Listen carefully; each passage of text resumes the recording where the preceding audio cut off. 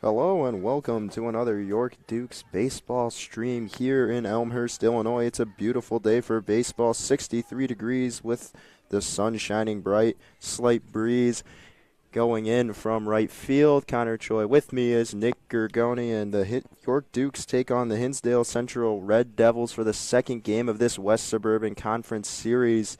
And Ryan Sloan on the mound for the Dukes, and there's a lot of people here to watch him. Nick, what are we looking out for today from Sloan? Well, you mentioned it. The crowd is here to see one man mostly, and that is Ryan Sloan on the bump today, making his third start of the year. We'll be getting underway in a few minutes. Sloan here on the mound warming up. High fastball velocity, upper 90s. Got a wicked slider and changeup. Many scouts here to watch this team. Beautiful day of baseball. The York Dukes wrapped up the first game of this series and a win yesterday against the Red Devils. Looking to make it 2 in a row. I'm ready for some baseball. The weather's out. Nice turn from last week.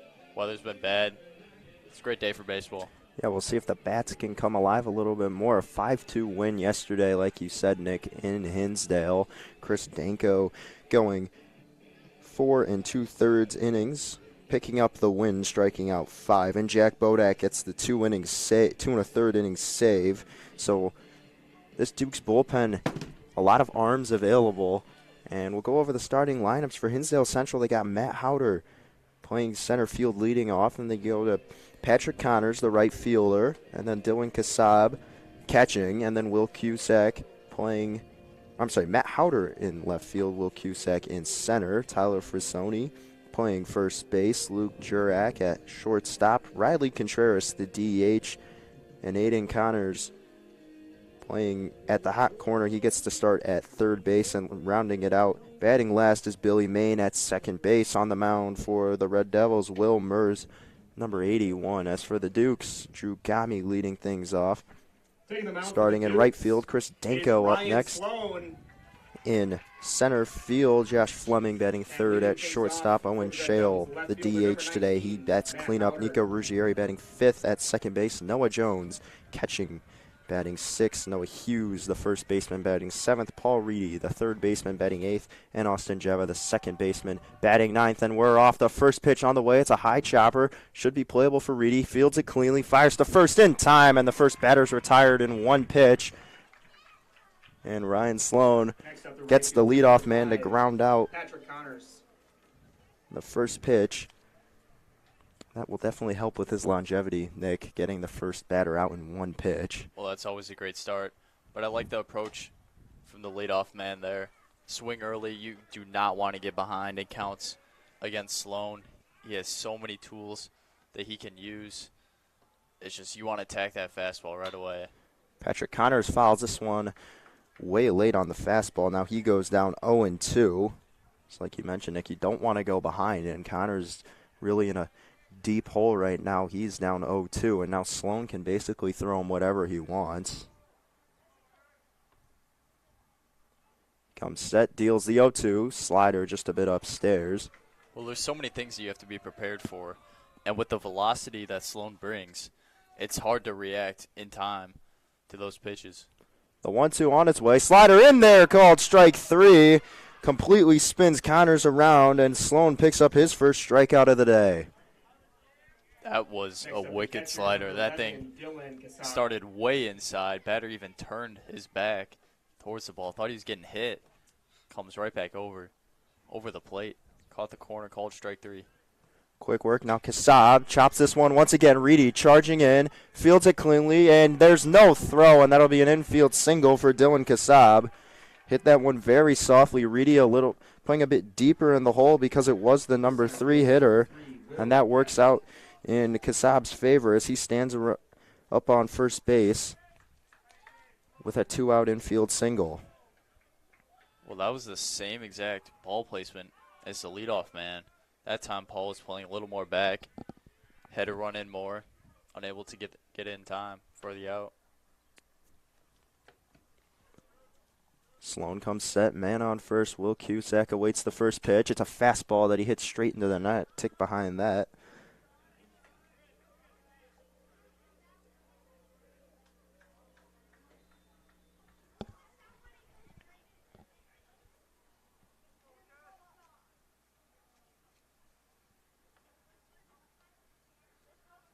Sloan set. The 0-1 runner goes, and this one's fouled straight back. Late once again is Cusack, and now he's down 0-2.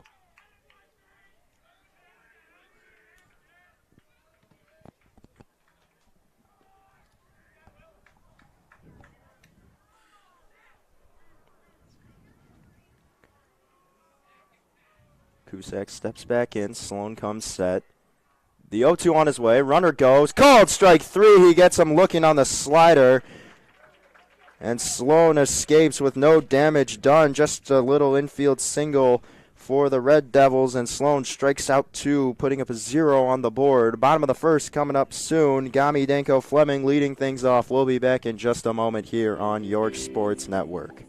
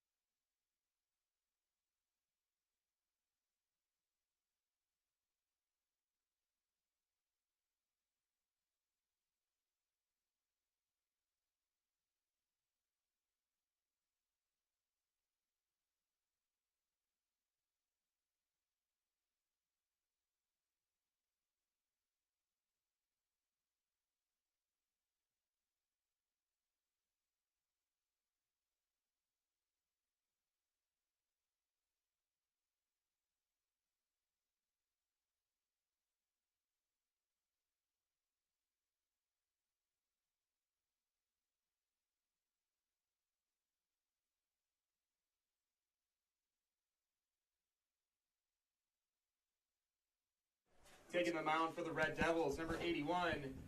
Back to the bottom of the first here. No score through the halfway through the first inning. Drew Gami leading things off here for the Dukes. Ryan Sloan making quick work in just 4 batters. Gami pops that one up foul for the first pitch of the game. On the mound for the Red Devils is Will Mers. Not a lot of information on him, Nick, but if you're York, how are you going to want to attack him early? Well, I'd say the same approach that Hinsdale has, attack early, see what he's throwing, see a fastball, attack it. You also need to be patient. It really depends. You want to see how he's throwing. Probably haven't faced him. Watch, half this lineup hasn't faced him at all as their juniors. Mers comes set on the 0-2. Gami lines this one up the middle for a leadoff base hit. Good 2-strike hitting from Drew Gami, and the Dukes have the leadoff man aboard. Batting second for the Dukes, number 19, Chris Danko. That's going to bring up Chris Danko. 0 for 2 in his affair yesterday with 2 walks and a strikeout. You know, the average has not been there for Danko early in this season, but he has drawn a lot of walks. The on-base percentage is really high. Danko skies this one right side, and this one will drop. No, it'll be caught in right field. Gami's going to tag on his way to second, and he dives in safely. So Danko's retired, but now the Dukes are able to move Gami into scoring position, bringing up the 3-hitter Josh Fleming. Well, the right fielder got a way late jump. 12, I looked at him, then looked up the ball, and he didn't move. All of a sudden started sprinting over, realizing that ball was close to being in fair territory, able to make the catch. Josh Fleming digs in, awaits his first pitch, swing and a miss at a changeup.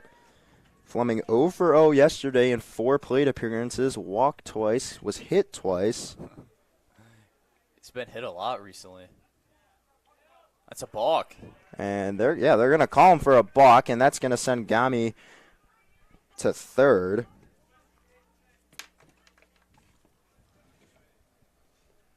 Coach coming out to argue, like usual. Quick discussion. And he heads back. So now Fleming is down 0-1. Mers with a man 90 feet away. Fleming drives this one left field. This one's going back at the wall, and this one is off the wall and bounces down in front of the left fielder. They're going to throw it in, and Josh Fleming with an RBI double that puts the Dukes up on the board first. Gami walked home. Josh Fleming with an RBI double. It's going to bring in a run for the Dukes. And Matt Howder kind of played that pretty well. I think if he played that any differently, you'd see Fleming on third base right now. Next up will be So number good 3. job by Howder. Nonetheless, it's an RBI double for Fleming, and that'll bring up Owen Shale looking to keep things going. That ball was absolutely peace in the gap. Did not have a lot of height to it, but just a line drive right off the bottom of the wall. And this one's going to get away with a catcher. A good block by Dylan Kassab. Keeps Fleming from advancing to third. Shale got the start behind the plate yesterday. He went 1 for 3 with an RBI, and now he finds himself in the DH spot, batting cleanup in place of Ryan Lazowski, who is not getting the start today, with Hughes at first. And Shale hits this one well, right field, should be playable. No, it keeps carrying over Connor's head, and that's an RBI base hit. Shale on his way to second. He gets there. The throw home is not in time, and Fleming scores. And the Dukes now have a 2-0 lead here in the bottom of the first. Off the bat, I thought it was going to be caught. Next up, But the right fielder getting way late jump and a second base, Nico poor route. Ruggieri. Running way too far in. Ball was way over his head. That's another RBI double for Owen Shale. Continuing to get it done. And now that brings up Nico Ruggieri, the second baseman, batting fifth. Fleming in scoring position. Ruggieri takes the first pitch outside. Ruggieri 0 for 4 yesterday, did have 2 RBIs. Was that a couple of RBI groundouts? Yes, it was. It's interesting. You don't usually have 2 of those. Oh, very rare you see someone go 0 for 4 with 2 RBIs. Yeah. Maybe 1, but 2. He's doing it all. Ruggieri takes ball 2 down low. Now awaits the 2-0 from Mers.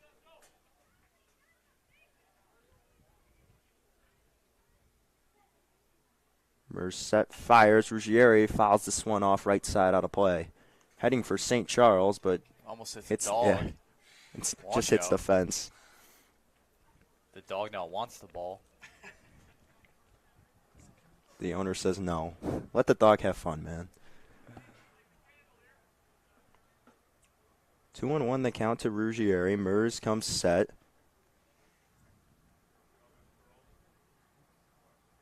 Ruggieri going to ground this one. It'll be foul. So 2 balls, 2 strikes now with Noah Jones on deck. And Nick, you would ask me this question before the game. How many scouts do you think are here just from different organizations? That's a tough question. Are we talking about MLB scouts? MLB scouts only from MLB different scouts organizations. I don't know. There's a lot of scouts in attendance. There's I don't know so for many. Many different MLB organizations. It's just hard to tell sometimes. I would say roughly around 10. Gotta think. Ruggieri there's so many here. getting a piece of that, fouls it back. Yeah, and I mean there are quite a few. The hardest part is finding out who's an MLB scout. They're not showing out in all their gear and stuff, so it's hard to tell. I'm gonna say 11. 11? 11 different teams have sent scouts out. Ruggieri grounds this one right to the second baseman. Throw is in time, moving Shale to third, but Mers picks up the second out of the inning. Ruggieri retired. Nice, easy ground ball for the second baseman, Billy Main. And that'll bring up Noah Jones now with 2 away and a man on third. 20, Noah Jones. Jones did not play yesterday, got the day off. Awaits the first pitch, swings through that changeup. And now down 0-1. Well, when you have to catch for a guy like Sloan, it could be it's a real toll on you, and Jones fouls that high one away. Just looked to be out of the zone, but he gets a piece of it. Now 0-2 the count.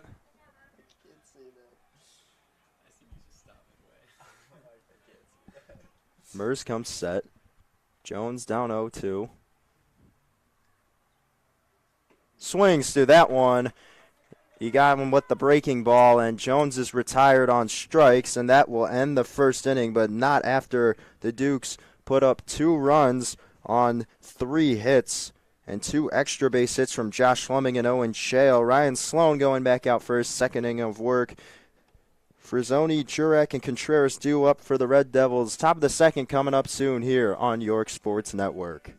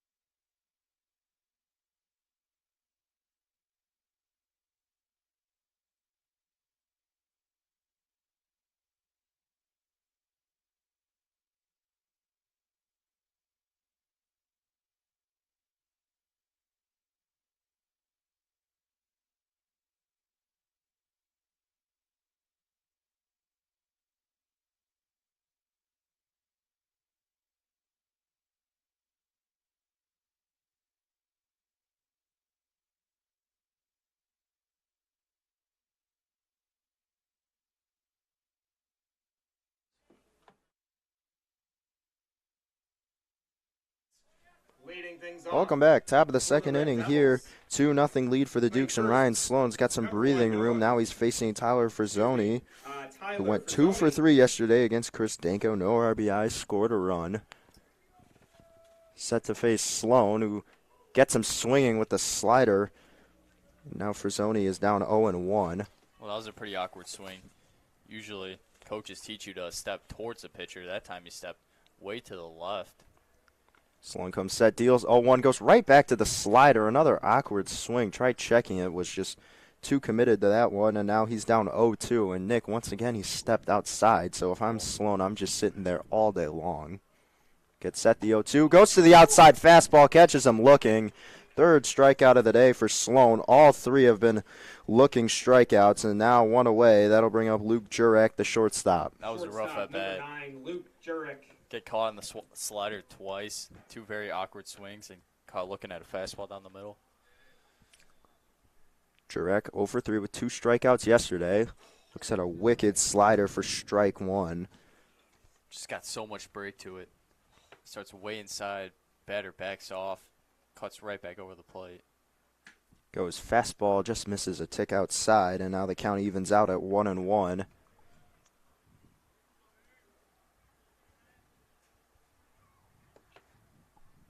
Sloan set, deals on the 1-1, and that one's going to be a changeup fouled away. Now the count goes to 1-2.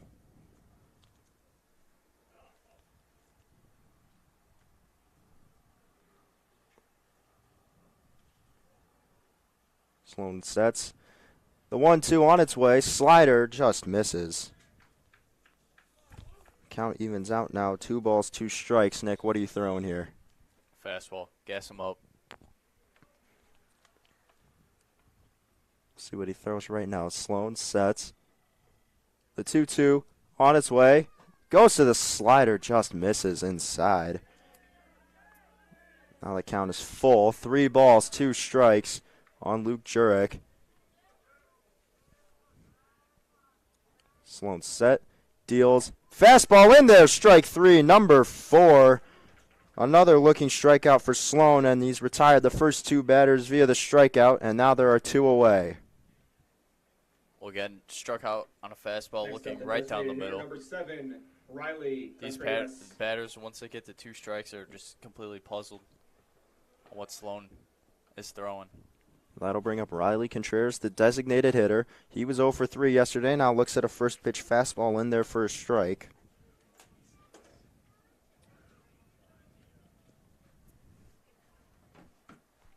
Sloan set, the 0-1 on its way. Slider just misses. Now the count 1-1. For those of you that were big football fans, you might recognize the name Contreras because he was the starting quarterback for the Hinsdale Central football team. As Sloan fires in strike 2. Fastball clips the outside part of the plate. A little multi-sport athlete. Do we know if he's playing any sports in college? Well, he's only a sophomore, so Oh, he's only sophomore. Okay. time will tell. Impressive. Swing and a miss. Sloan strikes him out. He strikes out the side. 3 up, 3 down for the Red Devils. Ryan Sloan now up to 5 strikeouts this game, and a 2-0 lead still for the Dukes. Hughes, Reedy, Jeva due up in the bottom of the second, coming your way shortly.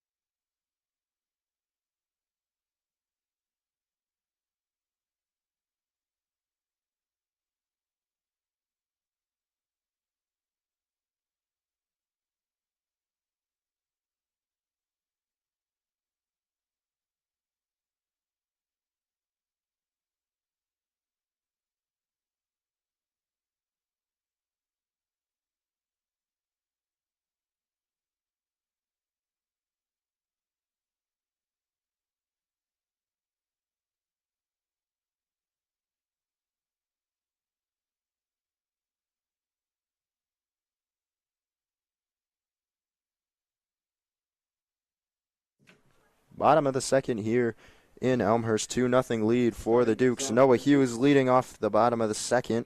Hughes getting the start at first base. Hughes went 3 for 4 yesterday, and Hughes pops up the first one foul.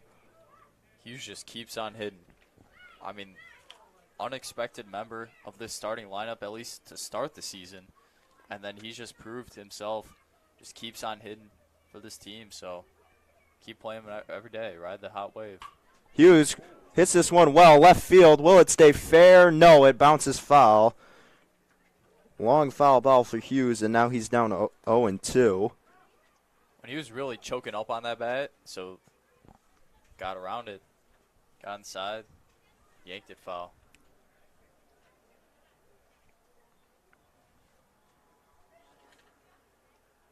So 0-2 the count. Murs ahead. Sets, deals. Hughes reaches out for that one right to the shortstop. Should be playable. Throw to first is in time to retire Hughes. Nice play by Jurek over at short. And 1 away, and that brings up Paul Reedy. Next up for the Dukes, number 21, playing third base, Paul Reedy. Reedy, the third baseman, committed to Carthage for college baseball. Went 1 for 3 yesterday with a base hit. Looks to continue his hot hitting on a 2-game hitting streak right now, and he hits this one well, center field, going back, and this one is playable, and it will be caught by the center fielder Cusack, and Reedy's retired on the first pitch. Well struck fly ball, though. Next up, playing left That field, ball is out at number Barron's 4, Park, but Austin unfortunately, Jeva. playing at a varsity baseball field, so Caught by the center fielder. Nice rip by Paul. Bring up Austin Jeva, who went 0 for 3 yesterday in Hinsdale. Jeva looks at a first pitch fastball for a strike. Jeva, the leadoff man to start the year, but now he's really solidified himself in that 9 spot, Nick. It's just really, with the situations he's been in, he's just really played well there. Oh, and Gami's really been hitting the ball well. And, 9 hitters and leadoff men, they really get interchanged. Usually guys with contact and speed, they can get on base. Sometimes turn the lineup around. That's in Jeva's spot. Yeah, especially towards the bottom, because especially if you have a guy like him leading off or men in scoring position, the ball will be put in play, and if he gets up, then you have the top of the order inside. Now 2-2 the count. So it's always good. Gami definitely has the edge with power, but Jeva just with a bit more contact. It's my favorite comparison is definitely Ronald Acuna Jr. and Michael Harris with the Braves lineup. As Jeva hits this one down the line, fair ball. It'll be a base hit. Jeva rounding first, and he'll hold. Throw-in was in time, and Jeva's aboard with a 2-out single. That brings up the top of the order. Now Drew Gami. Well, we're saying hitting-wise, right? Hitting-wise, yeah. Hitting-wise, okay, yeah. Just making sure, because obviously Ronald Acuna Jr., one of the best players in the league. I was going to say, there's a pretty big difference you're saying there. I meant like the rules in the lineup. No, I got you. First pitch to Gami is a slider that misses outside. 1-0 the count. Gami 1 for 1. Ripped hard ground ball up the middle in the first inning. This one's inside. Bounced in. They go back to first, and the tag is just a bit too late. So 2-0 now the count.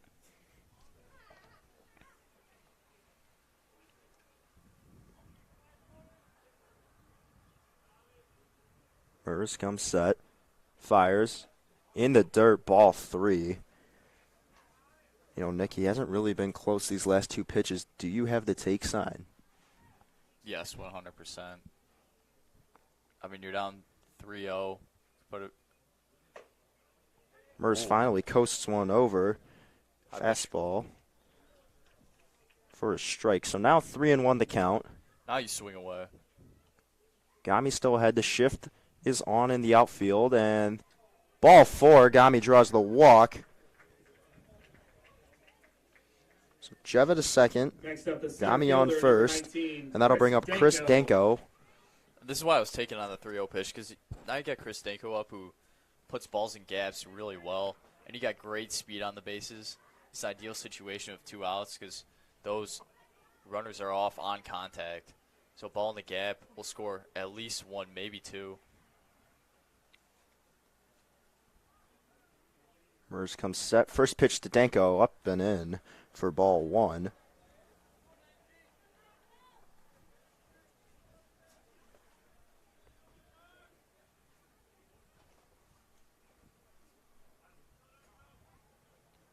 On his way to Danko, and he chops that slider straight back and out of play for a foul ball. 1-1.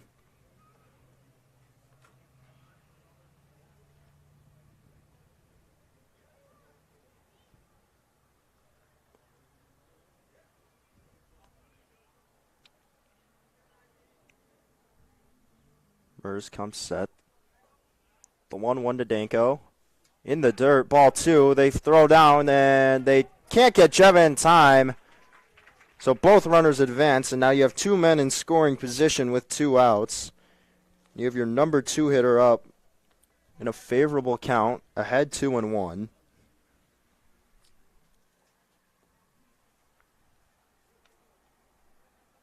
And Danko hits this one high to right center field. This one sending him back at the wall. This one is dropped. They can't make the play. Danko rounding second on his way to third.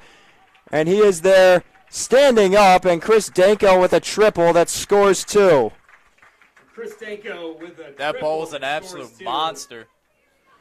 Taking the center fielder all the way back to the wall and just in and out of the glove. I think he thought that ball was going over the fence. Pulls up short. Goes in and out. unfortunate mistake for these Red Devils. Just such a hard ball to take care of as Fleming takes a big swing and a miss at the first pitch. That does go down as a triple, right? That does go down as a triple, not a routine ball. It looked routine off the bat, Nick, I will say, but it just kept carrying, like you said, to deep right center. As Fleming rips this one down the left field line, but it's going to be foul. Just with that late hook, and now Fleming down 0-2. Well, these Dukes hitters are starting to tee off on Murs. He's got to calm down, otherwise it could be a short outing.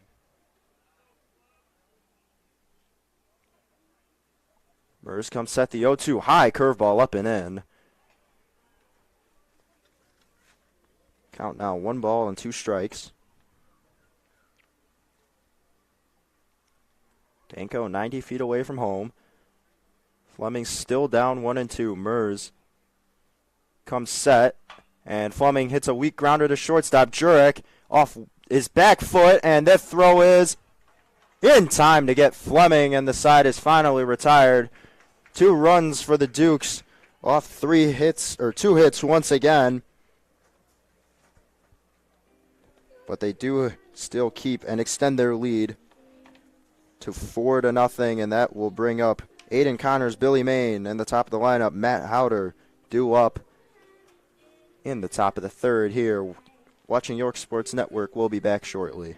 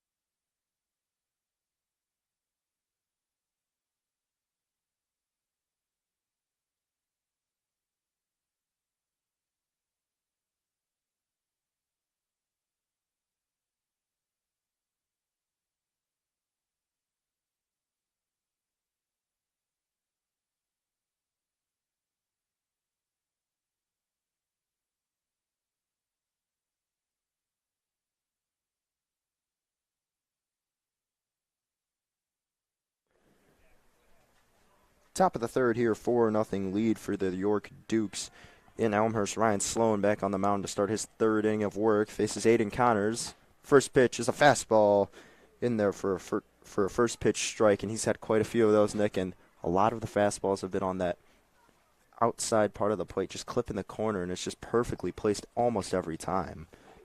Well, the fastball has been very accurate for Sloan the first 2 innings and the start of this 3rd inning. Slider's been kind of iffy, but has been able to get the job done like usual. Swing and a miss. So 1-2 now the count. Connors 0 for 3 yesterday. Struck out once. Looking for his first hit of the series.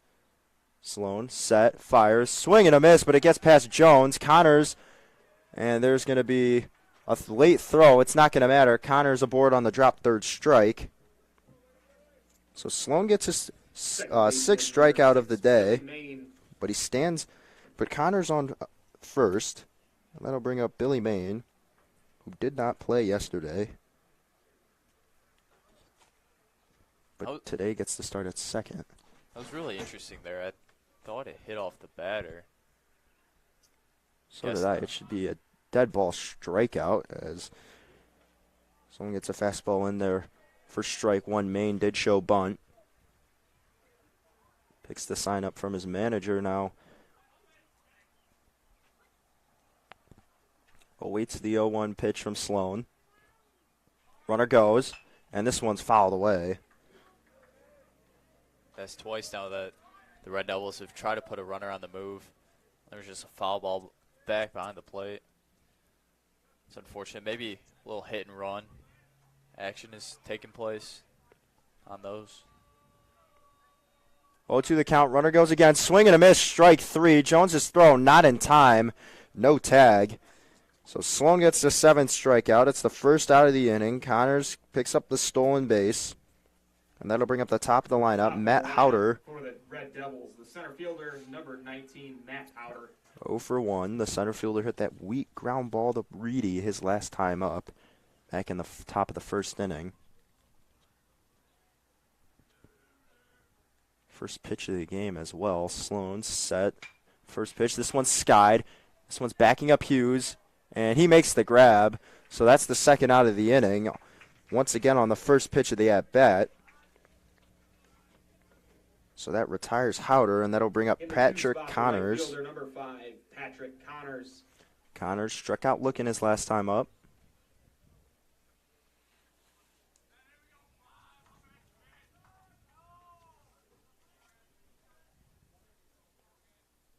Sloan set. Deals. This one gets past Jones. It just went under the glove, and jogging to third is Connors. And now he's 90 feet away from scoring the first run of the day for Hinsdale Central. Well, the problem is with Sloan throwing with so much velocity on that fastball, if you take your eye off the ball for even a split second, it can get past you in a blink of an eye. Like, got to be always focused, always ready. Fastball just misses. Looked to be a little bit too low. Now 2-0 the count. Sloan set, fires, and this one's going to get away from Jones. And the throw home is not in time, and the wild pitch allows Connors to score. And now Patrick Connors is ahead 3-0. Hinsdale Central gets their first run of the day, and that score now is 4-1. That was one of the most unconventional runs I've ever seen, probably in my life. Anything to get the job done, though. Sloan finally gets one over. Count now 3-1. This is one of the rare instances, Nick, where you see him behind early. And now he's got to work his way back. So 3-1. This one way outside. So ball 4. Patrick Connors draws the walk. Sloan's first free pass issued today, and now standing aboard first. 2 outs is Connors, and that will bring up Dylan Kassab with the infield single to Reedy his last time up. So number 11, Dylan Kassab. And you know the problem is that as a pitcher, it really gets in your head knowing that you've thrown 3 outs already and you're not out of the inning, only 2 outs on the board. So it's tough. You just got to lock in, stay under control, get this last out. Runner goes. This one, throw from Jones, not in time. Bounces up, hits Fleming in the high chest area. Almost looked like his face.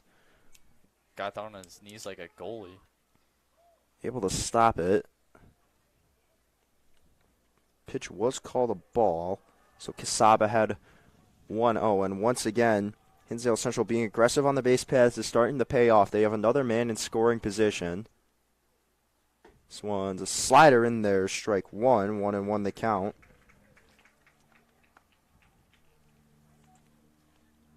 This is Sloan's first start in over a week, I would say, right? Over a week. Last time he pitched was against last time he pitched was against Lincoln Way Central over spring break. It's been quite a minute since he stepped on the mound. As a big swing and a miss. Had a beautiful slider. Now the count 1-2. Then before that was Palatine. It was the home opener, yeah, which we were at. There's just been a lot of rain cancellations, like you mentioned earlier. Just the weather has been horrible. Finally got some good weather. Finally, a great week weather-wise.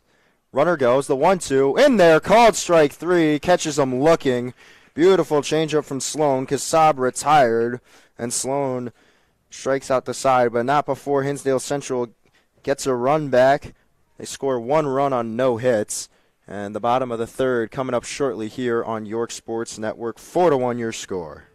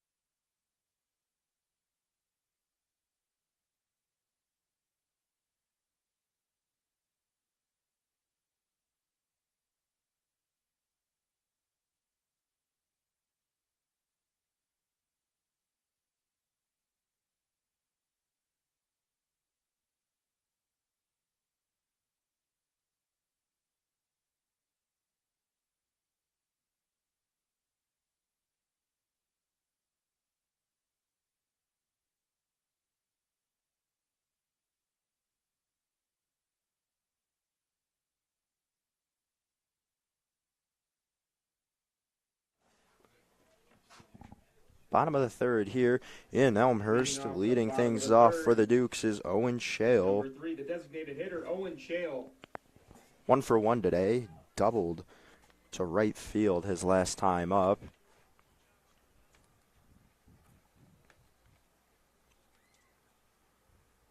Murs out for his third inning of work. First pitch up and away for ball 1.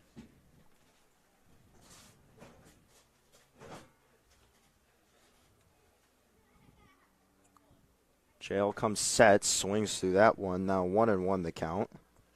Took a hack at that one. Just a bit ahead of the changeup. Murs set the 1-1 to Shale. Breaking ball. Shale skies this one, right field. That might and drop. This might drop. Coming in is the right fielder who makes the play. Great catch out and right from Patrick Connors. The shift was on. He was playing more in right center field. Makes the long run all the way over. And that retires Shale as he pops out to right. Next up, the second baseman, number 7. I feel like Connors has had to run a long way for a couple of these balls now. Yeah, he's run about a country mile. Yeah. Out and right. Very eventful day for him in the field. Now Nico Ruggieri up. First pitch curveball in there for a strike. Really good breaking ball from Murs.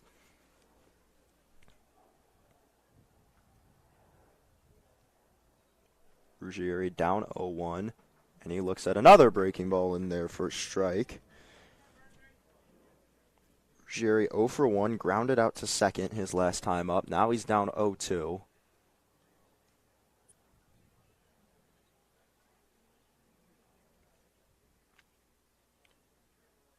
This one bounces past the catcher Kassab, and now 1-2 the count. Murs just spiked that fastball in the dirt. Maybe was trying to go upstairs, let go a little bit too late. Murs comes set. The 1-2. Breaking ball. Ruggieri fights it off and muscles it in the shallow left field for a base hit with 2 strikes on him. Finally gets a piece of that curveball and now stands around first with a base hit to left field. Well, they had to really bring in the hands on that one. Go inside. Able to pull it, though, over the shortstop's head. At first, it looked like that ball was going to hit him. Just a good piece of hitting, able to muscle it in the left. Now Noah Jones fouls the first pitch back, down 0-1. Jones struck out swinging his last time up. Just a tad bit late on that fastball. Murs struck him out with a slider his last time up. Now Jones awaits the 0-1. And he hits this one well, left field, but it's right at the left fielder who makes the catch. I mean, I don't even think Howder moved a step. And that's going to retire Jones, so for the second out. So a couple of well-hit balls so far through the first few innings of this game that have just been right at Hinsdale Central outfielders. Well, left fielder's playing really far against the line and played him absolutely perfectly, like you said, Connor. Barely even had to move, if he did at all. And he still stayed in that position. I think they do recognize that Noah Hughes does pull the ball quite a bit. Hughes pops this one up in foul territory. Kassab underneath it, and he can't make the catch. It's going to fall down foul. Hughes blessed with a second chance. Right into that sun. Yeah, looking to capitalize off of it.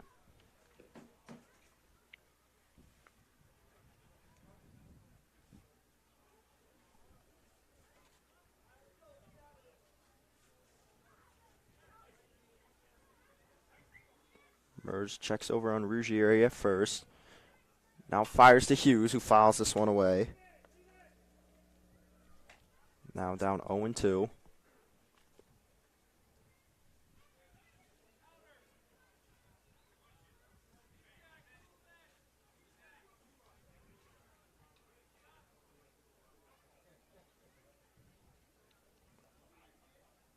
The 0-2 to Hughes, and he hits this one through the gap. It's a nice ground ball base hit into shallow left field, and now 2 outs with runners on first and second. This brings up Paul Reedy.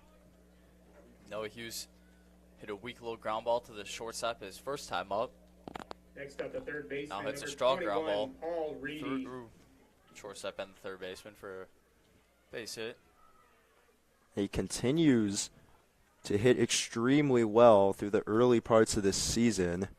He just keeps on hitting. Absolutely. That's going to bring up Reedy, who with this one straight to center field his last time up. Shift is on. Center fielder in left center. Reedy takes a big swing and a miss at the first pitch fastball, and he falls behind 0-1. Well, I will say Paul does like to hit the ball in the right center gap, and there is a huge gap out there. Center fielder really shifted over. He goes some more. Reedy, a big swing and a miss at the next one, now down 0-2. But if Paul could shoot one into the right center gap, that could be huge trouble for Hinsdale Central. I mean, there is a huge amount of space in between them. Reedy down 0-2. Fights off the breaking ball, but is right at the third baseman, who doesn't step on first and makes the throw.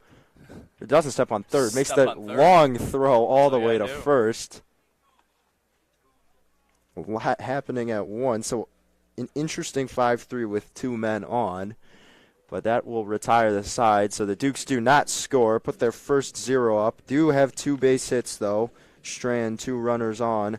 And now we get to the top of the 4th, where Hinsdale Central will try and steal some more runs back. Coming up shortly here on York Sports Network.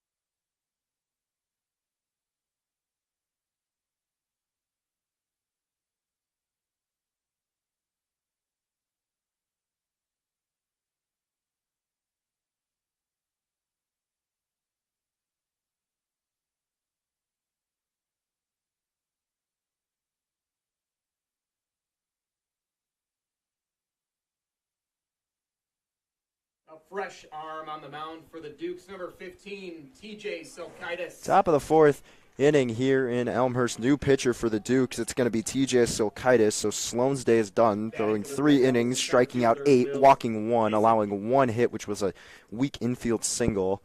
1 run, but 0 earned. And Silkaitis, his first pitch, skied. Hughes. No, it's going to be Jeva.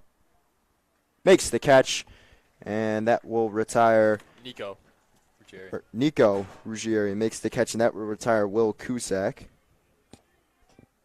Another 1 pitch, 1 out. Next up, number 1, Tyler Frasani. Pitchers. Nick, what are we looking out for here? What's the repertoire from Silkaitis? Some different fastballs. A lot of fastballs. He's got some good little movement on those. He's also got a slider and a little change-up action as well. Went to the 2-seam and fired it in there for a strike to Tyler Frazzoni, the first baseman, who's 0 for 1 with a looking strikeout. Silkaitis comes set. Ooh, nice changeup. Frazzoni swings through. Now he's down 0-2. TJ does really like to attack batters well. Just likes to fire balls in at them. See what they can hit. Now ahead 0-2. This should open things up a little bit more. Goes for the slider. Check swing. Oh. Did not go around. That was awfully close. Now the count 1-2. That slider had great movement on it.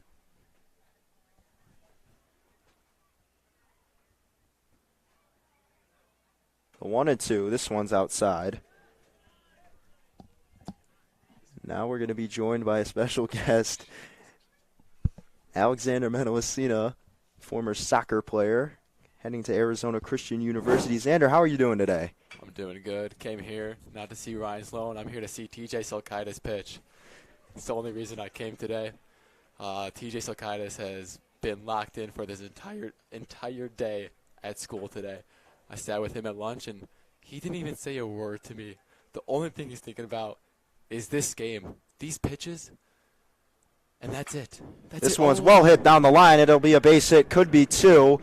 Rounding first and heading to second. No, he's going to stop halfway through, and there's no throw from Ruggieri to Hughes, so a long single for Tyler Frazzoni, and he's aboard. A good piece of two-strike hitting, and that'll bring up Luke Jurek.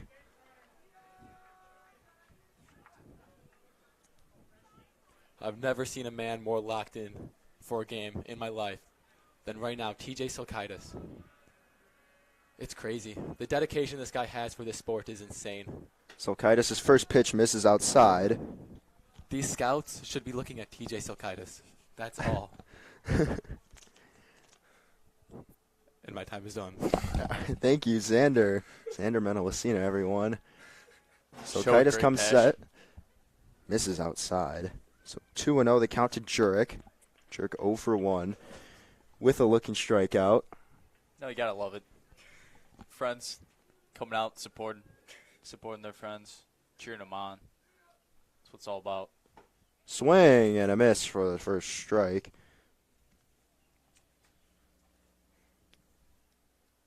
And Alexander, a little bit of an athlete himself. Yeah. 2 years on varsity soccer player. On to Arizona Christian University. Play soccer for 4 more years. Possibly more after that, maybe pros on the horizon. Time will tell, time will tell. Definitely in his cards, though. Silkaitis comes set, fires. This one is in there for a strike. Jones throws this one way long. Good job by Fleming backing it up and catching it in shallow right field. So now the 3-2 count is the count to Jurek. Frazzoni steals second. That's why I always back up on balls there. Don't want that ball going to the outfield. Having that runner take third with only 1 out. The 3-2 set. Ball 4. Silkaitis misses upstairs. Jurek heads to first off the walk. And that'll bring up Riley Contreras, the designated hitter. He's 0 for 1 with a strikeout. With men on first and second. 1 man in scoring position here. Just a 3-run game here. And Contreras with a chance to do some damage here. And he looks at the first pitch for a ball. This one just outside.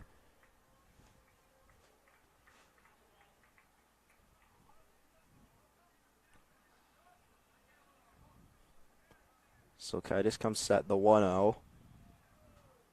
On its way, he goes fastball. Contreras hits this one weakly. Reedy can't go to second, goes to first. The throw is in time, so Contreras advances both the runners. However, that's the second out of the inning, and a big one for Silkaitis as now he faces the 8-hitter, Aiden Connors. That's a great job of Paul there, going through his progressions, realizing that he cannot get the guy out, going to second on time. Changes plans, goes over to first base, get the easy out. Now only 2 outs. Silkaitis comes set this one. Ooh, nice Good pick stop. by Jones. Saves a run. Connors, the only one that has scored for Hinsdale Central. He reached on the drop third strike, made it all the way around the base. Still a wild run. He had a drop third strike, stolen base, pass ball, wild pitch. This one hit on the ground. This one's through the hole. No one can get there in between Reedy and Fleming. 1 run is in. They hold Jurek at third base. So an RBI base hit for Aiden Connors. And now we have a 4-2 ball game with Billy Main, the 9-hitter, coming up.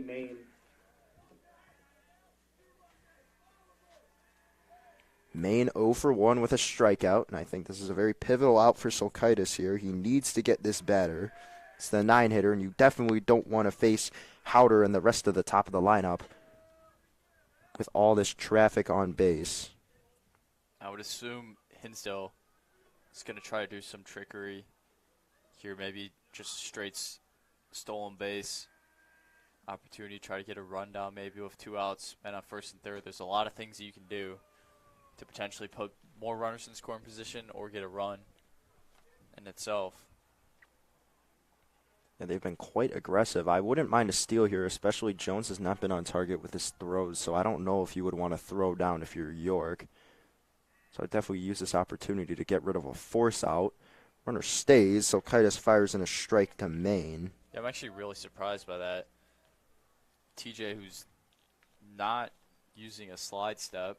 Definitely quicker. Full definitely motion. Quicker to the plate than Sloan was, but with the situation, as there's a strike number 2.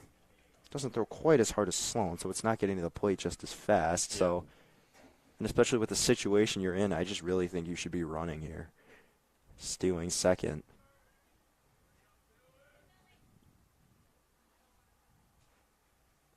Runner finally goes, and this one just a bit outside. So Silkaitis went to the fastball. The count evens out now. 2 balls, 2 strikes to Billy Maine.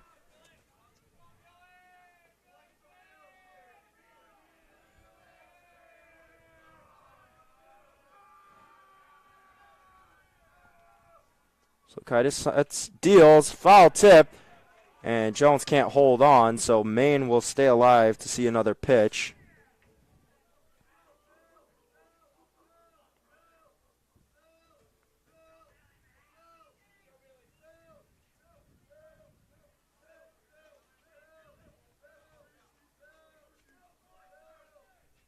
So runners on second and third.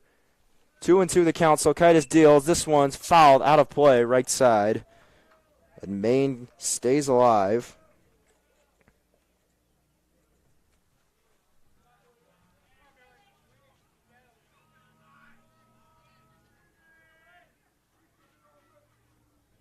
Shaping up to be quite a battle between Silkaitis and Maine. He's come set. This one hit on the ground. Should be playable. Ruggieri can't hold on, and that's going to score another run. Holding at third is Connors, and that'll be E4 in the scorebooks, and that is going to allow Maine to pick up an RBI, and now you have runners on the corners. Jurek scores. Now top of the order, Matt Hauer up. This is not a spot you want to be in if you're TJ. You're already frustrated at yourself for giving up a run in the first place. Then the error takes place. Another run comes in, even though that should have been an out. First now you pitch got the leadoff man up. Fouled back by Hauer. So now just a 1-run game.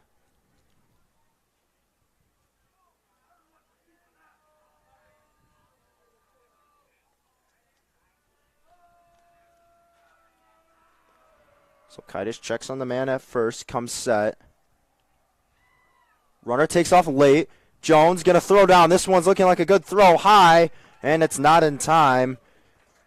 Was on line. Just a bit high. Yeah, a bit high, and Fleming had to jump up to try and grab it. That ball's on target. That probably would have been the last out of the inning. Just a bit high, though. Yeah, way late jump there for Maine. Not sure what he was waiting so long to go for. Swing and a miss by Jurek, and now he is down with 1 and 2. So runners on second and third. Tying run 90 feet away. The go-ahead run on second base.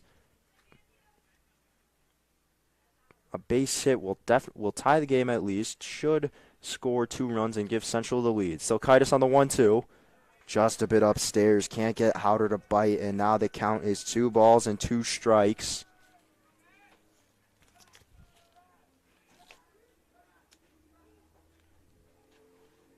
Silkaitis comes set.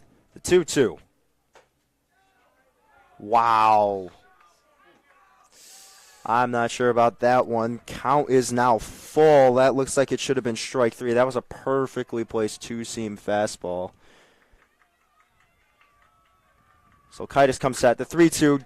He turns on this one, and this one's going to fall foul. It just hooked down the line. Hauer way ahead of that one from Silkaitis. That felt fair. That would have given him the lead. He's just a tick ahead of it. I think mostly every base hit here should give him the lead. I would think that their base coach would round him in. Silkaitis comes set. The 3-2. Swing and a miss. He strikes him out. And Silkaitis escapes in the top of the 4th inning.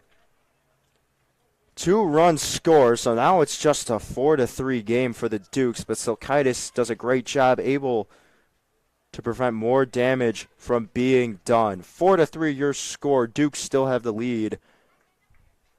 Bottom 4 coming your way shortly here, live on York Sports Network.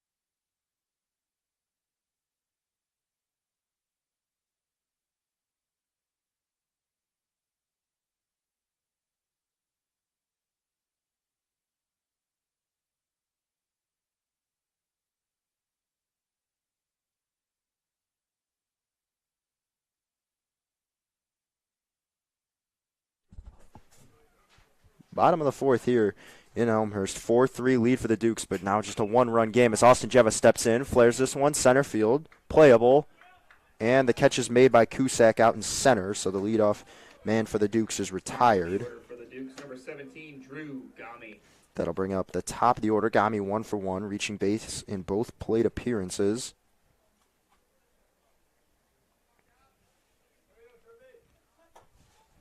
Gami walked and singled.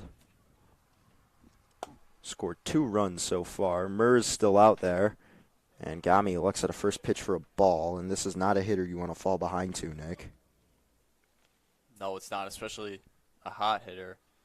And that able to get on base really well these past few games for the Dukes. It's a hack. Yeah, big curveball. Murs didn't really throw it the first couple innings where he was giving up runs, but he started throwing it last inning. It's looked pretty good. Having a lot of breaks, so he's decreased the slider usage, increased the curveball usage. Even there. Yeah, another like tough call. But he's really not giving them anything inside. We saw it with Silkaitis. Now we see it with Murs. Saw a couple of those with Sloan as well. And they say that clipped Gami, so it's a hit by pitch, and now Gami's aboard. And that knocked Gami a little bit. Number 19, Chris Danko. With 1 out. And that'll bring up Chris Danko, and they're going to have a talk about it. He's saying he leaned into it. I mean, you really can't overturn this call. There's nothing you can do. There's nothing you can do about it. Even in the bigs, I think that's a non-challengeable call. Challenges in the MLB have been weird the past few years. There's really it's hard to tell what teams can challenge or not challenge. Some things that you think should be able to. And this one's going to get away, and Gami aboard second on the wild pitch, and it was a tough one for Kasab to corral because he was sliding in the direction of Danko, and he couldn't do it. And now Gami in scoring position with 1 away. Danko 1 for 2, tripled his last time up. Well, I think in the MLB, you have to challenge within a certain amount of time. It's 15 seconds now. They changed the rules. It's 15 seconds for a challenge. And it's tough to call the guys up and like see what they're seeing because the Danko hits this one hard to first. This one's stopped, but it's a foot race to the bag, and Danko's going to win it. It's an infield single for Chris Danko, his second hit of the day, moving Gami to third. Now runners on the corners for the number 3 hitter, Josh Fleming. Well, Mers has got to get over there to first 12, base. Josh If Mers does the job, covers first base, that's an out. Yeah, absolutely, but this is good for the Dukes as they've got a chance to extend this lead. They were up 4-0. Now they've scored 3 on Hinsdale Central scored 3 unanswered. You've got a speed threat on first with Danko, another very fast player with Gami on third, and now you have arguably your best hitter, Josh Fleming, up to bat. Takes the first one down low. Fleming 1 for 2, grounded out to shortstop his last time up, but doubled in the first inning. Mers comes set, throws this one in the dirt. Good block by Kassab. So 2-0 now the count.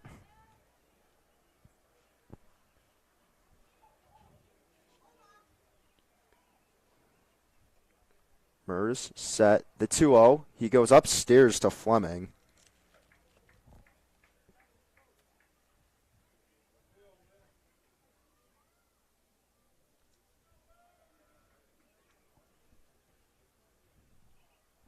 So 3-0. Fleming takes.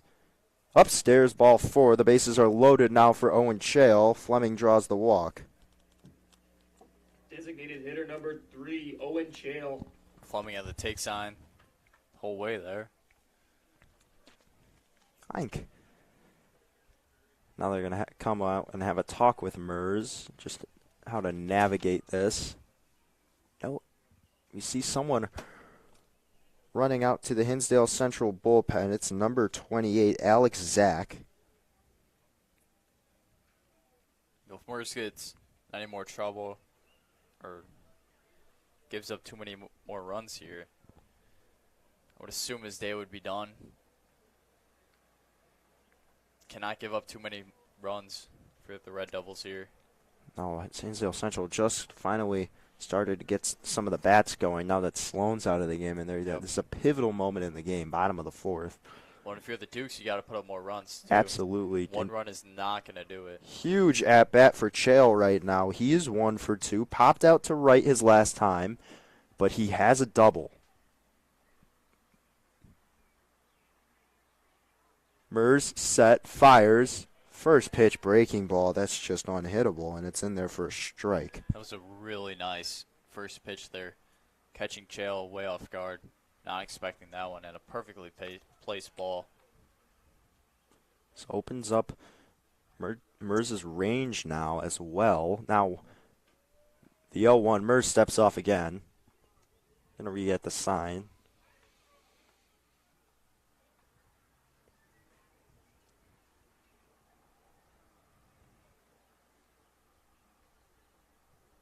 Mers comes set, deals. Chale hits this one well, left center field. Should be playable.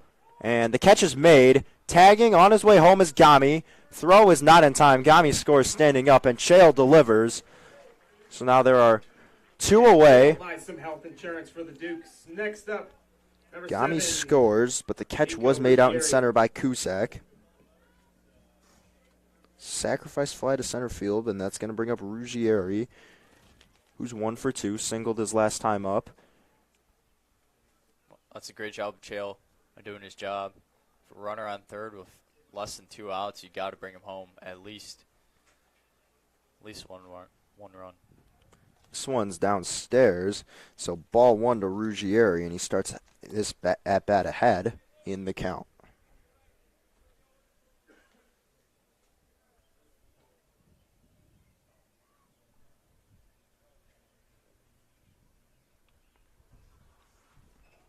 Mers comes set, deals. This one's in the dirt. No one goes. Danko holds.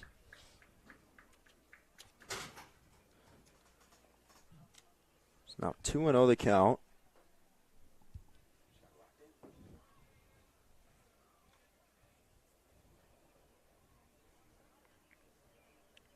Now 2 balls, no strikes.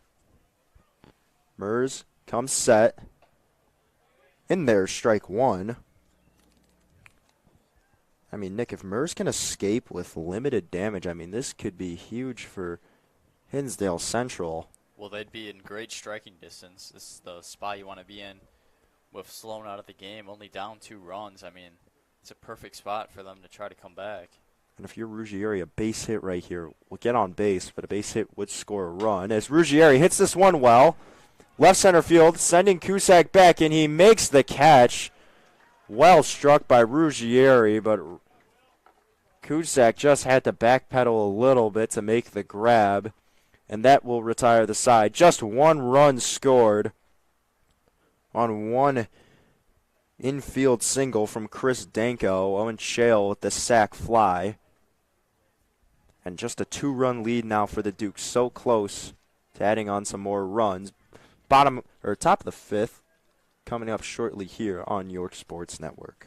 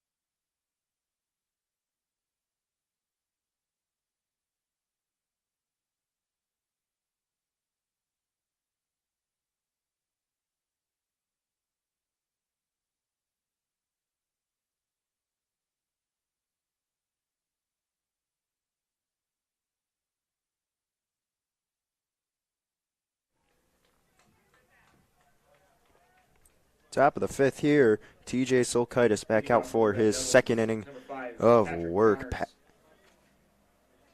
Patrick Connors leading things off. And he grounds that one foul. TJ Silkaitis back on the mound for his 2nd inning of work. So he's ahead 0-1. Silkaitis comes set, deals. This one's right back to Silkaitis, and it takes a weird hop off the turf mound. Took a hop off his foot, actually. Off the side of his foot. Connors aboard off the error by Silkaitis. Number 11, Dylan Kassab. So the leadoff man aboard, and that will bring up the tying run to the plate. Dylan Kassab, the catcher. We just misplayed it. There was some weird spin on that ball, and just got caught in an awkward position, and the ball just goes off his foot. It's an unfortunate start to the inning. Silkaitis comes set, throws low and away. Ball 1.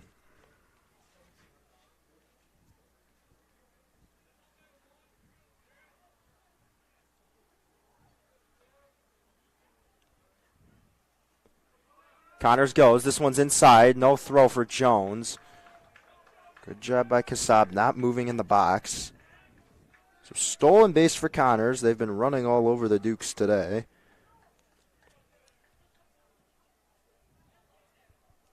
And now Kassab ahead in the count, 2-0. And there's a man in scoring position. Silkaitis comes set, deals outside. So 3-0 now the count.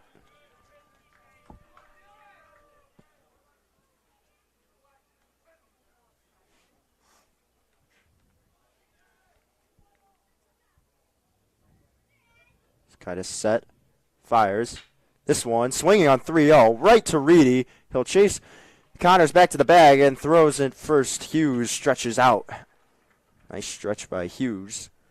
And that will retire Kassab, who swung on 3-0. 3-0. Wow, that's really surprising. Last thing you want to do on 3-0 pitch is to roll over to the left side for a free out. Can't even advance the runner. No. At least to the right side, you move the runner over to third, and you have a great chance of him scoring. Fleming dances with Connors. Silkaitis comes set. Connors goes. In there for a strike. Throw from Jones is not in time. We just got a great jump. I mean, excellent Silkaitis jump. didn't look back at all, really. First pitch was in there for a strike. So Cusack down 0-1, but now there's a runner 90 feet away from making this a one-run ball game here in the top of the fifth inning. Silkaitis comes set, deals. This one's in the dirt. Jones picks it out.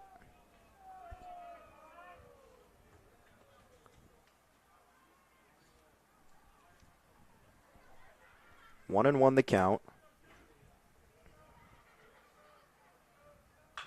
This one's chopped foul to the third base side. So now 1-2 is the count to Cusack.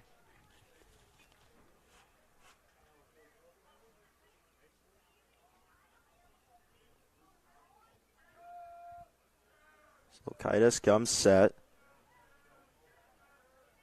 The 1-2. Swing, ground ball, Ruggieri fielded cleanly. Well, this will score Connors easily. So an RBI ground out, so that clears the bases. Cusack is retired, so Silkaitis with 2 outs, but it is now a one-run ball game. And that'll bring up Tyler Frazzoni. Now he's 1 for 2. The base hit and a strikeout. Silkaitis comes set. This one's lofted in there to right center field for a base hit. Frazzoni aboard. Danko throws it in. Out in center, and now another man aboard for the Red Devils. So the tying run on first base, and that's going to bring up Jake Jurek. All of a sudden, there's been a lot of traffic Number 9, Luke on these bases. Brought to you by the Hinsdale Central there. Starting to get the bats clicking. Starting to get rolling here. Only a one-run game again. Silkaitis comes set. Jurek skies this. Right side. Could be Ruggieri trouble. lets Gami take it, and he makes the catch. The side is retired. 1 run scored off of 1 hit. So the Red Devils bring it within 1, 5-4 your score as we head to the bottom of the 5th here on York Sports Network.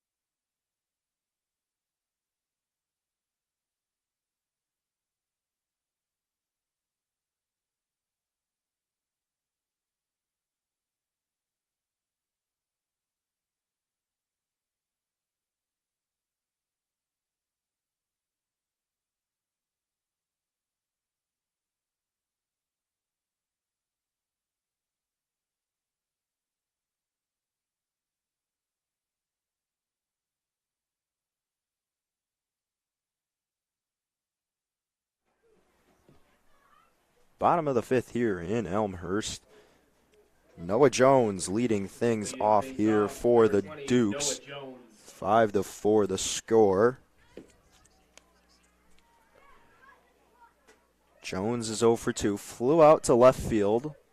Did pretty well as he swing and a miss at the first pitch. Mers is still out there, heading into his 5th inning of work.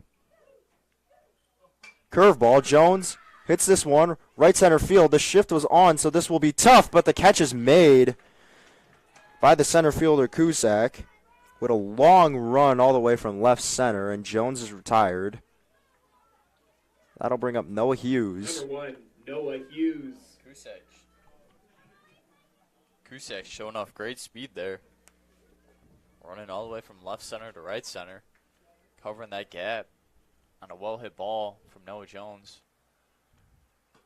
Hughes looks at the first pitch outside, so 1-0 the count. Mers is still out there as well. Pitch count has got to be really high up there. Probably 80s, 90s, I would imagine. Oh!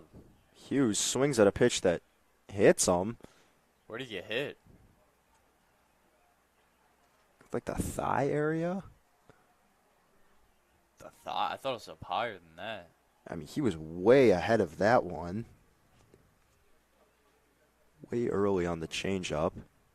So Mers steals a strike there. Hughes looks at a fastball on the outside corner, strike 2. So 1-2 the count.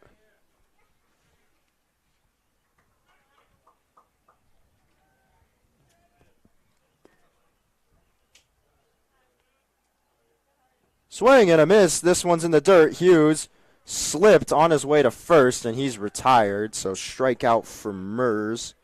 Just his second of the day. Paul Reedy. And that will bring up Paul Reedy for the third time today. Paul, 0 for 2.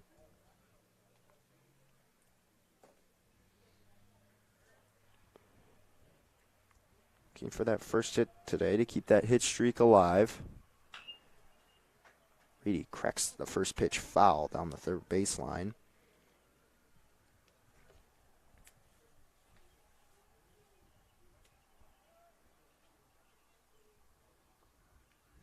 Reedy hitless in his first 2 games back. He swings through that changeup.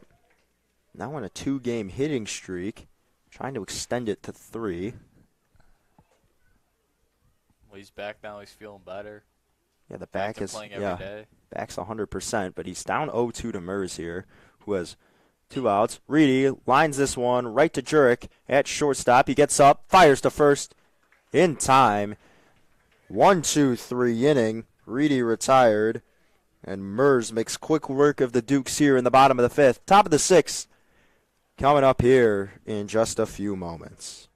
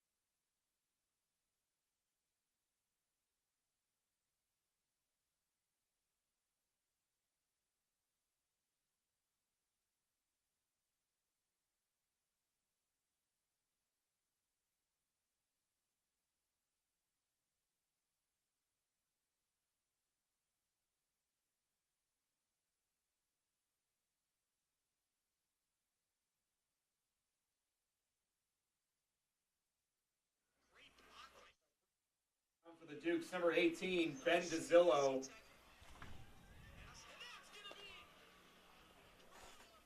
And leading things off for the Red Devils, the DH, number 7, Riley Contreras. Top of the 6th here. Ben DeZillo, the new pitcher for the Dukes. Silkaitis' day is done. 2 innings, 0 strikeouts, a walk. And DeZillo's first pitch to Riley Contreras. They say he went around, so that'll be strike 1 on Contreras. Silkaitis, 2 innings, no strikeouts, a walk, 3 hits, 3 runs, 2 earned. DeZillo's nasty slider in there for strike 2, so Contreras now down 0-2. DeZillo has a fastball that can get up to the low-ish 80s, about 83 miles an hour. It's got a great slider and a above average changeup to go with it. There's the 12-6 that missed up high.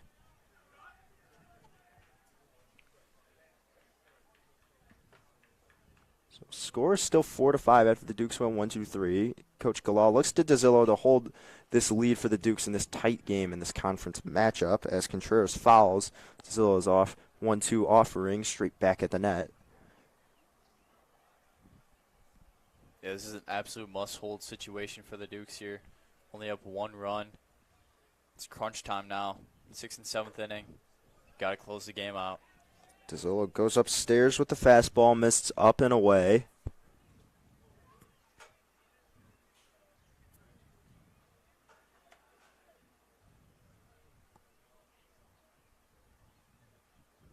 Dizillo comes set curveball behind Contreras. So now the count is full.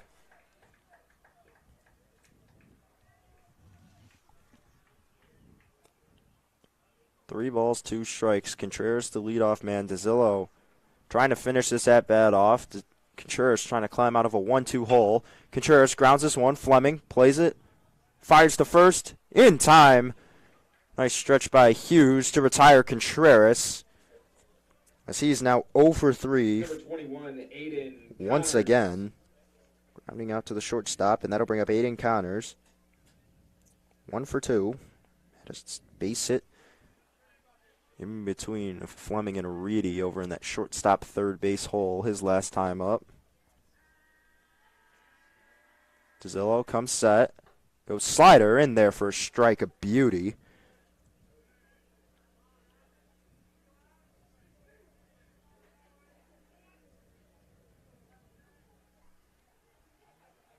Dizillo definitely has the easier part of the lineup, facing only 7, 8, and 9.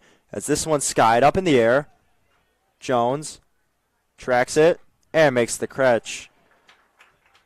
So 2 away. Dizillo with 2 relatively quick work with Connors here as a second batter. Kind of offsets all the pitches he threw to Contreras. Now, so bring up Billy Main in the 9 spot. Jones is one of the best catchers I've ever witnessed, catching those pop-ups out in foul territory behind the plate. He does not miss many at all. I've only seen a few that have dropped. He's very good at that. Puts a lot of time into that. Main ahead 1-0. Checks his swing. Does not go. They say he held, so the pitch was a ball. Looked to be close enough.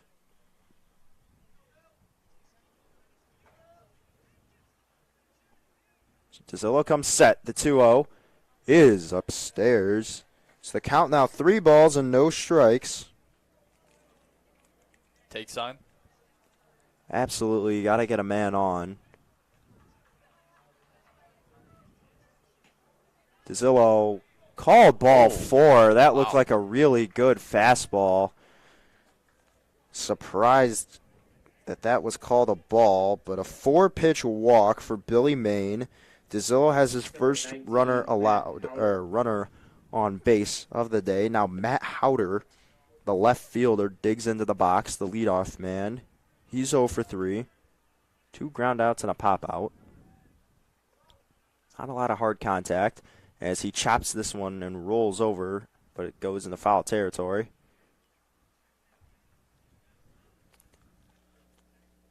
Howder down 0-1, and Dizillo is really, as the season progresses, he might be someone you look to get some saves here if you're Coach Kalal. He's got good velocity, and he's got good breaking stuff. Question is, can he put it all together in terms of control? He's had some control problems at the beginning of the season, but he seemed to settle in, and they're really testing him here. 1-1 the count. Dizillo comes set. This one is chopped once again foul, so Howder not really piecing anything up. So now 1 ball and 2 strikes. That is the count. Well, besides the walk to the last batter, Dizillo has really attacked batters as well, getting ahead in counts. Dizillo comes set. Runner goes. Called strike 3. Dizillo gets him looking, and Howder down on strikes for the first time today. A huge strikeout for Dizillo. And he retires the side, just allowing 1 walk in the top of the 6th. And that'll bring up Jevagami and Danko for the bottom of the 6th coming your way shortly. A 0 for Hinsdale Central. Dukes hold on to their 1-run lead as we head to the bottom of the 6th.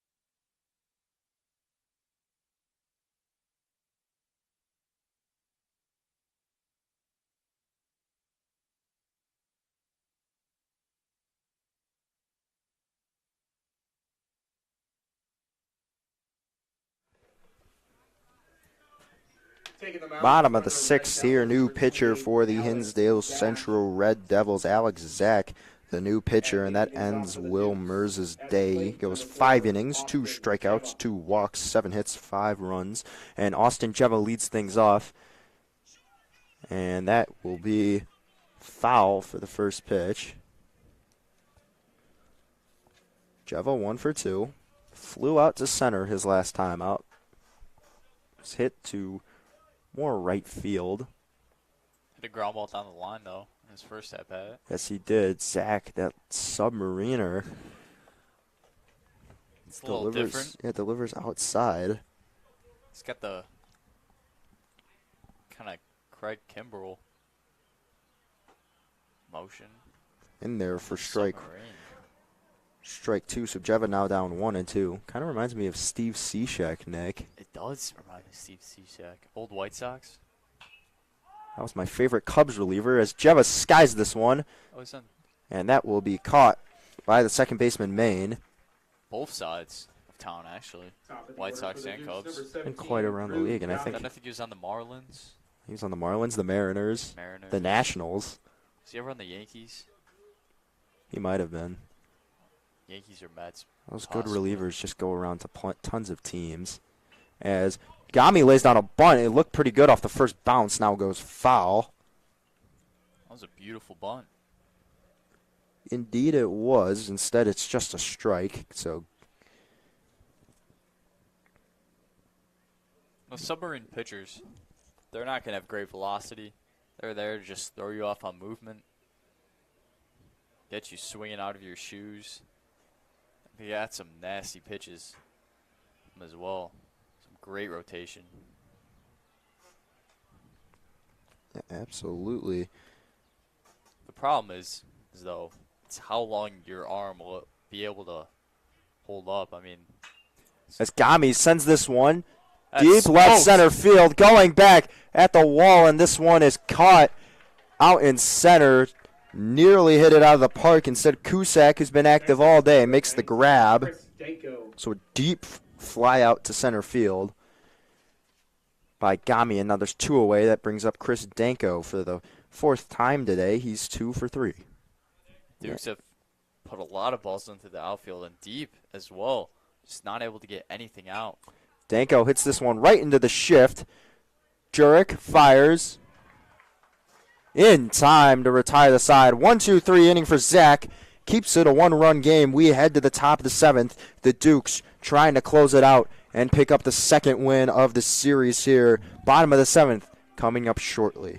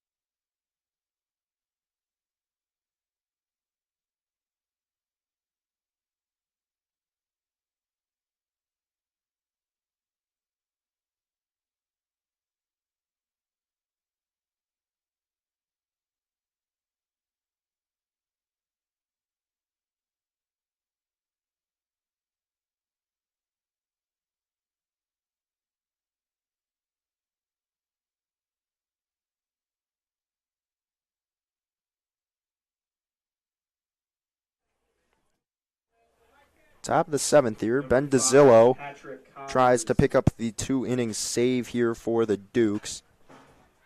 And Patrick Connors is the first assignment for DeZillo.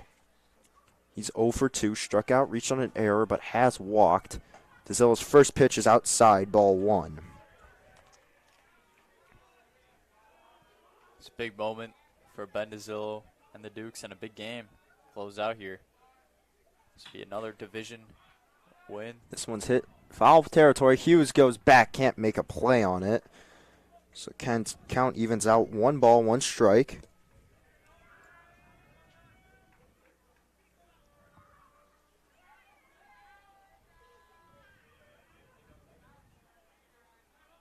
Dukes recently moved up in the rankings to number 14 in the state. So we get into the heart of conference play.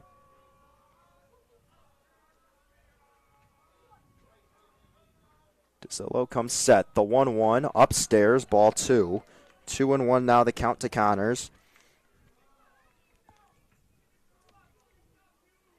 And Nick, how are you trying to get these 3 outs in the top of the 7th? How are you attacking these hitters? As there's a foul ball. So count now 2-2.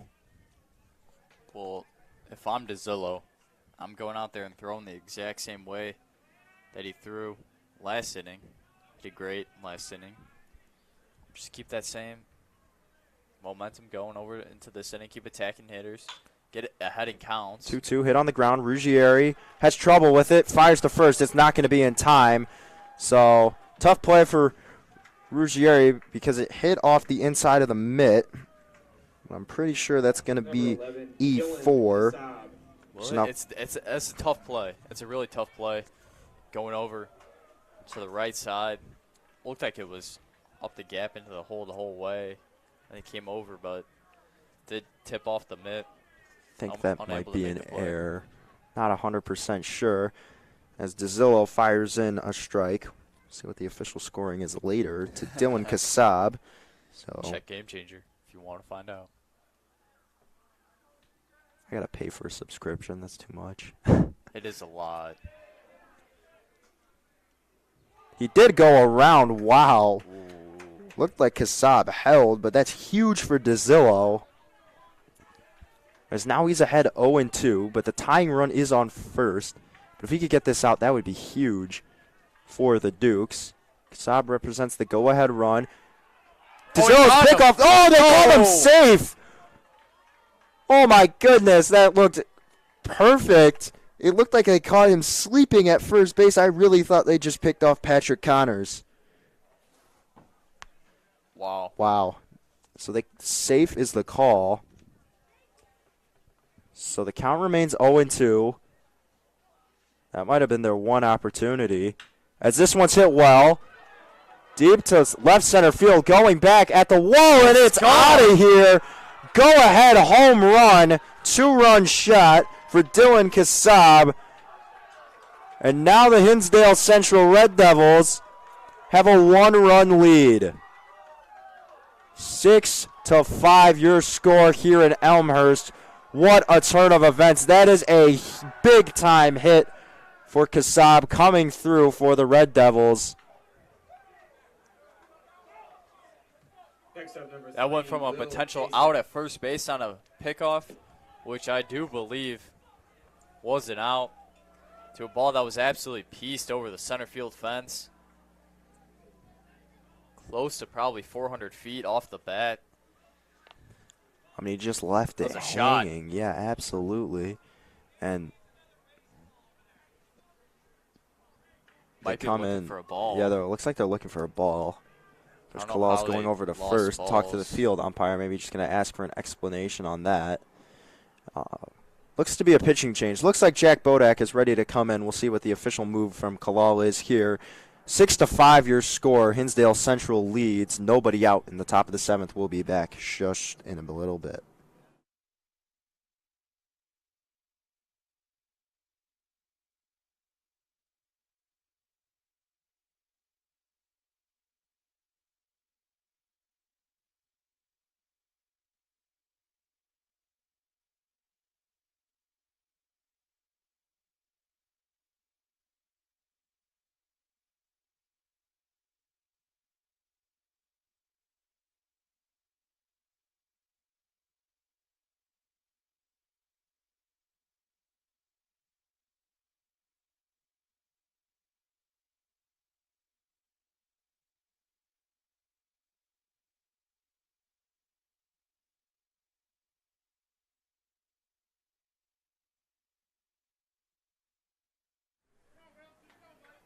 back from the break. So Bodak was standing there, but they're not going to elect to go with him. They're going to keep rolling with DeZillo.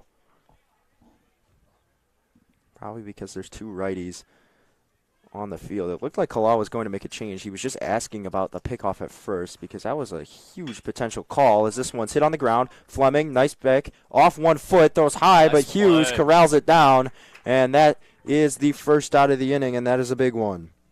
It's a beautiful backhand there from Josh Fleming.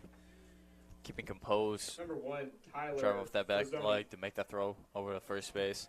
You know, sometimes you see fielders, especially shortstops, when they backhand the ball like that, they tend to airmail the first baseman because they're on their knees down and their motion is just going up.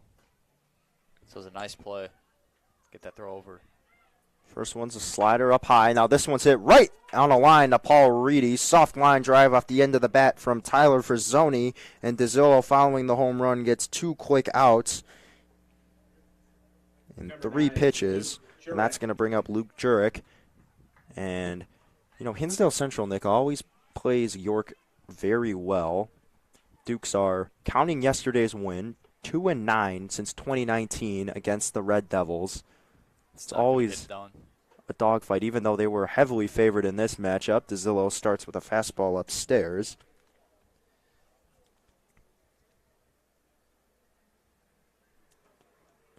DeZillo comes set.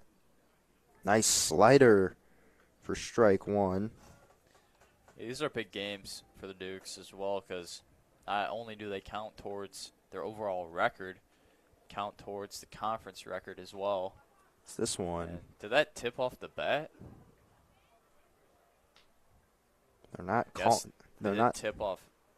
Are they calling that a anything. strike? Very confused. I don't think thought they it hit called off- it a hit off strike. the So it's, bat. the count is now 2-1.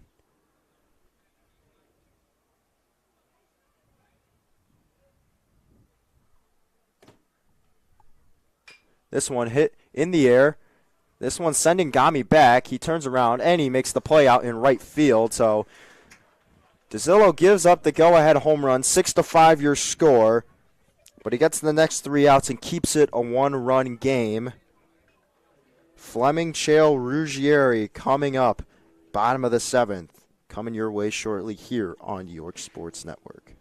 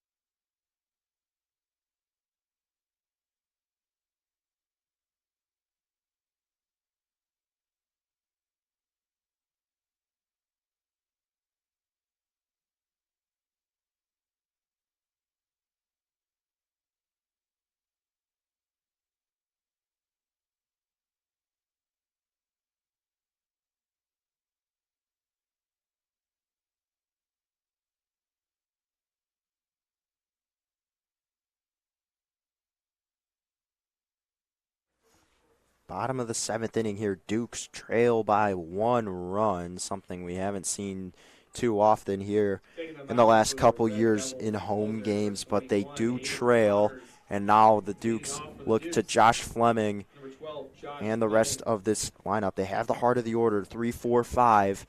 But it all starts with Fleming facing off against Aiden Connors coming over from third base, and you wonder how that affects him. Will that help him or will that hurt him, Nick, in the terms of he's been throwing all game, but at the same time, he's been throwing all game. What are your thoughts?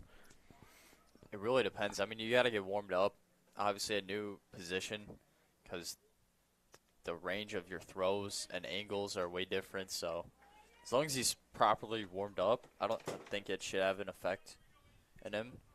Hopefully his arm is not bothering him either. You don't want a sore arm. First pitch to Fleming. He skies it to left field, and the catch will fall. Oh, my goodness, it fell. No one talked about it, and Fleming hustled all the way to second base, and the ball gets away. He takes a couple steps, but it doesn't go far enough, and he retreats back to the base. And what a lucky break for the Dukes. That just falls between the center fielder Cusack, who's been all over the place, and Matt Howder in left field. So an unconventional double, but now the tying run is in scoring position. The winning run is at the plate in Chale. Well, Cusack out in center field has had some really good plays, but also he's dropped 2 balls. 2 balls that could have been obviously potential outs. I mean, that one he didn't even drop it. It just fell. They didn't talk about it. And now Chale's up. First pitch, slider in there for strike 1. All I know is that cannot happen in a 1-run game in the last inning. Trying to close it out for your team, and a ball drops.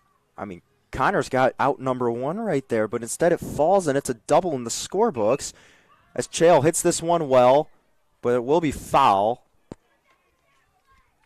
to the right side. Now Chale down 0-2, and if you're Connors, what are you throwing him here? You're trying to get one of those outs back, and a strikeout would be huge. You're just trying to put the ball in play here. Well, for Chale, you're trying to put the ball in play here. Just move Fleming over as much as you can. Trying to get that runner on third with. Connors sets, fires to second, With and potentially not in time. 1 out or less. I mean, you just got to get a run in. Yes, Connors. Connors, he is looking for that pitch, and just we've seen the slider, we've seen the fastball. What are you thinking here?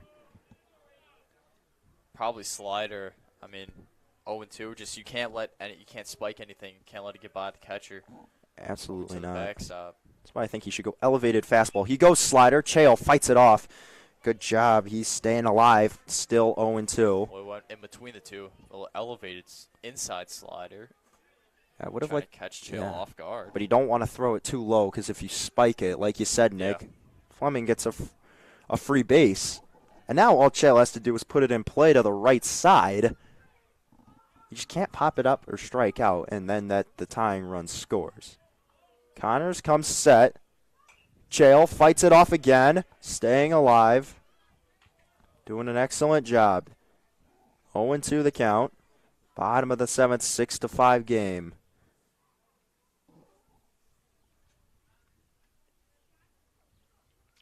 The 6th pitch of the at-bat on its way from Connors. He gets set, fires, upstairs, ball number 1.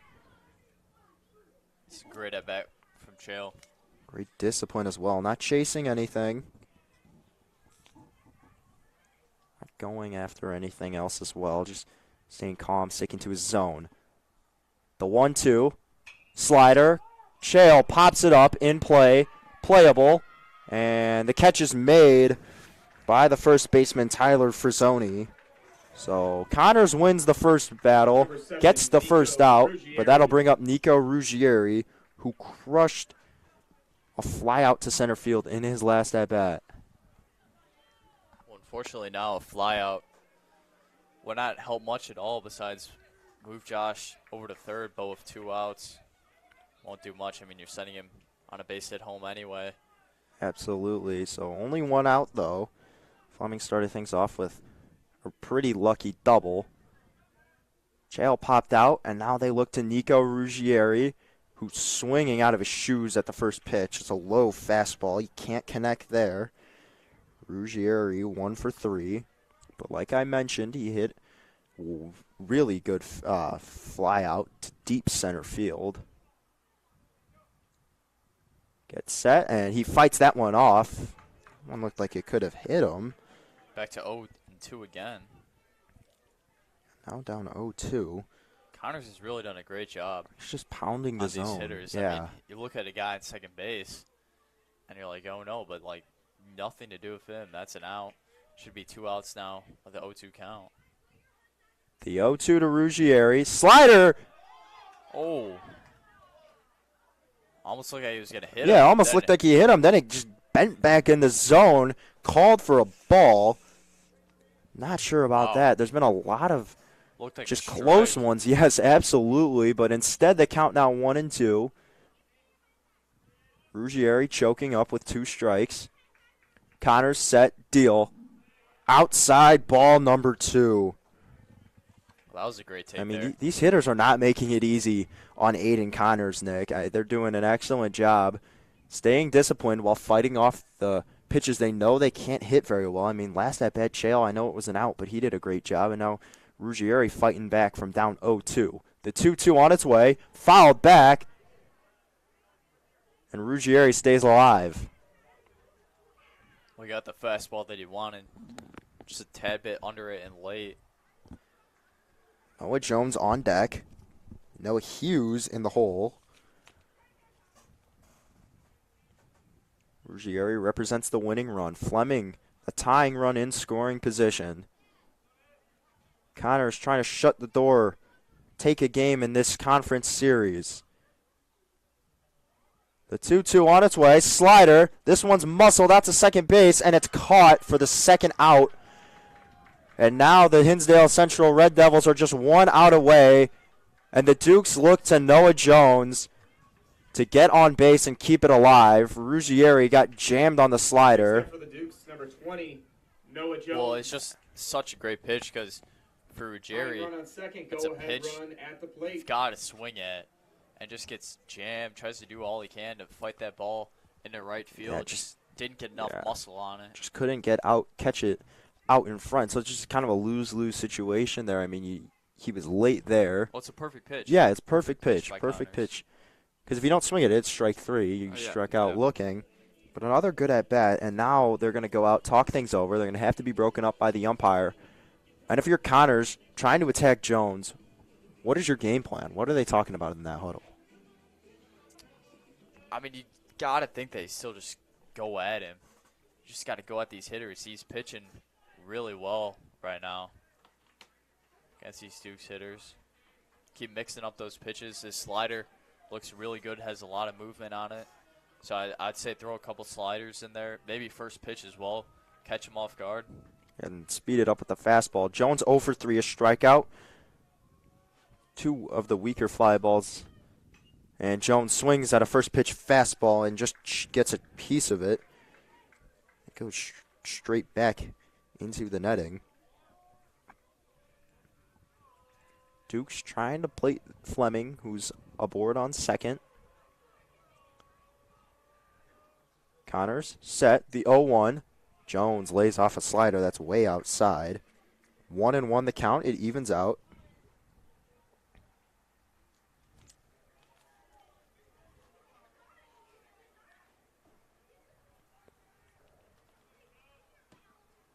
Connors set, ready to deal the 1-1. Fires Jones. Gets out of the way for an inside fastball. Now the count, 2-1.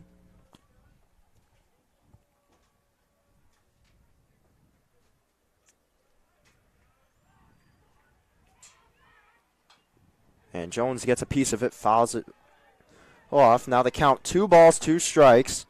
Dukes down to their final strike. In the bottom of the 7th, down 1 run to Hinsdale Central. Fleming on second. Connors set. Jones hits this one well. Center field, going back and making the catch and securing the victory is the center fielder, Will Cusack. And Hinsdale Central completes a 4-0 comeback and defeats the York Dukes 6-5. That's a wrap, folks. That was a Final score. great ball Hinsdale. there by Noah Jones out in the center field. Just had a little too much air under it. Absolutely piece, and a great job by Connors. I mean, you let up the first batter double, which should have been an out. Probably should go down as an error, in my opinion. And then doing his job, staying calm, getting the next 3 hitters out, not even advancing. their runner over at all. This is a great comeback win by the Red Devils. An unfortunate way to end this game by the Dukes that went out to a good start, had a good lead, up 4-0, and then Ryan Sloan came out of the game and they got the bats rolling. Things started clicking for them. Yeah, Nick, Tide turned. Nick, Dukes travel back to Hinsdale. What do you think that they need to do in the rest of the following games to make sure that they secure the lead? Because they did the part. They got an early lead, went up 4-0 after this through 2 innings, but it was holding on to it. You know, they let Hinsdale Central get a run in the third, then 2 in the fourth. They did score 1 in the bottom of the fourth, but then they got 1 in the fifth. It went quiet. Hinsdale Central got 1 run in the fifth. It went quiet. And then obviously that 2-run home run moonshot to left center field. Just what do you think that they have to do in order to kind of secure these victories? Just looking further on, looking at the rest of the games this week. I mean, if you look at the box score, you'd say, well, they can't let the bats get cold. You know, got to keep hitting. But really, if you watch the game, they really hit the ball well and on a line, just right at these Hinsdale Central outfielders to make the play. So they just kind of got a little unfortunate in that sense, but it's just an unfortunate game. They had some minor mistakes that led to some runs that could be fixed up. Obviously, you can't let those unearned runs get to the play because that just turns the game around, and you know teams can come back from big leads like this. So it's just unfortunate. You got to be fundamentally sound all the way throughout the game. Yeah, absolutely. Final score, Hinsdale Central 6, York 5. Hinsdale Central scoring their 6 runs on 6 hits with no errors. Dukes scoring 5 on 8 hits and 3 errors. Sloan, the no decision, striking out 8. And DeZillo, the losing pitcher, just for giving up that 1 hit and the 1 home run in 2 innings. And Alex Zach, the winning pitcher, and Aiden Connors getting the save here.